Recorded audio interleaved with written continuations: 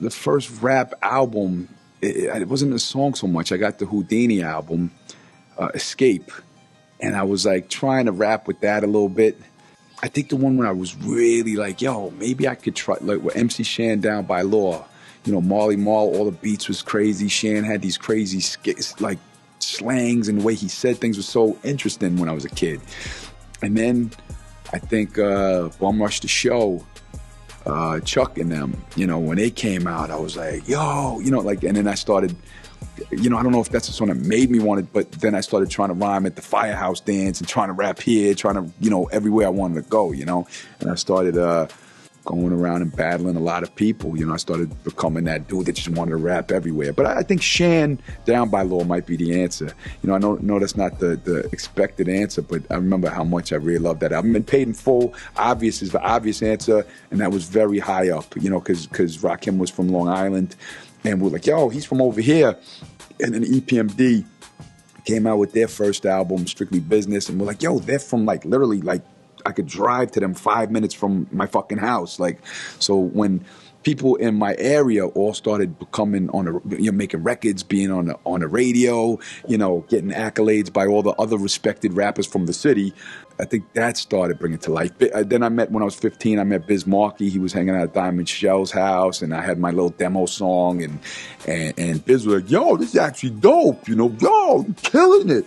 So I was like, yo, I got like one of the most famous rappers on the planet is telling me I'm dope and I'm killing it. This is crazy. Maybe I could be a rapper, you know? So things like that, you know? I don't know if it was one record, but there was like a lot of music and records and that inspired me to be an artist. And like, you know, even more so than just one song, it was like BLS and Kiss played all these like rare songs, and you tape them. And like songs that nobody even remembers today, they were on your tape, and they're like platinum in your mind. Like they were the biggest songs ever created because it was on a special tape that you caught this one song that nobody had that premiered on, you say, Red Alert or this and that or Mr. Magic. And it was like certain little songs from like random artists that you never really heard of after that, but like they were like the biggest rapper of all time in your mind because you had them taped on this fucking cassette tape, you know, from BLS and Kiss, you know. That was New York, you know. What I got coming up next is I'm working on my next album, which will be the best work to date. Like, you know, when I dropped my last album, Legends Never Die, I'm like, this is the best work, and the one before, this is my best work. You always think it's your best work, but I make sure that it's going to be my best work, or I won't release it. I don't want to put nothing out. And I was like, how are you going to top the last album? Like, really? Like, when I started working on a new album, I didn't have an answer. And now it's much better. It's like I got in the zone.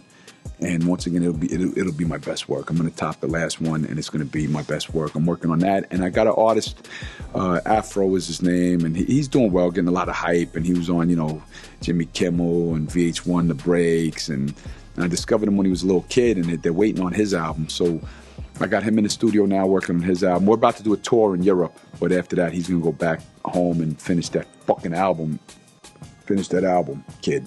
So I got Afro's out. I got my solo album, Afro's solo album, and touring. I don't stop touring, you know. So that's the main two things in my life. Well, in my professional life, my babies are the most important. Well, everybody always say, R.A., you should do movies, and you should be this guy in a movie, and that, but I'm not in that industry, you know, like. Everything I do is indie. I don't know like big casting agent. Like, hey, let's go meet with Steven fucking Spielberg. You know, motherfuckers don't fuck with me. They do movies, R.A. Like, yeah, who the fuck do I call? You know, like, hey yo, Tarantino, let's make movies. You know, I'm not. RZA's connected in that world. RZA know how to. Maybe they'll call, hey RZA, let's make some movies. I don't know. You know?